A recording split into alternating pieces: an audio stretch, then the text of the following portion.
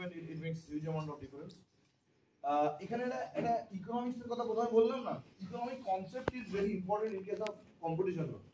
First is the question of perfect competition. It's an economic model that describes a hypothetical market form in which no producer or consumer has the market power to influence prices. মানে এটা একটা hypothetical system, মানে এটা কখনো হয় না। মানে তোমার যতটা ডিমান্ড তোমার ততটাই সাপ্লাই, এটা হতে পারে না। মানে এটা আইদার দুদিকে হয়, মানে ডিমান্ডটা অনেক বেশি, সাপ্লাই একদমই হচ্ছে না, আর এত বেশি সাপ্লাই তার জন্য ডিমান্ডই কমে গেল সব, সেটা হতে পারে। উল্টো দুটো ধরনের হতে পারে।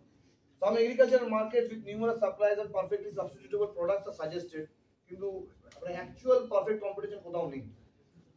Monopoly is a persistent situation where there is only one provider of a product or service in a particular manner. Monopolies are characterized by lack of economic competition for good or service that they provide and lack of viable substitute. It's different from monopsony in which there is only one buyer of the product or service. আমি আবার বলেছি যে একটা সময় পৃথিবী জুড়ে সব দেশ ভাবতো যে মোনোপলি ইজ জেনারেলি ব্যাড, একই প্রোডিউসার সে সব সময় ক্রিয়েট করছে, তো যেটাই ক্রিয়েট করবে is going to generally be a burden on the part of the consumer. পরবর্তীকালে ভাবা হচ্ছে যদি যদি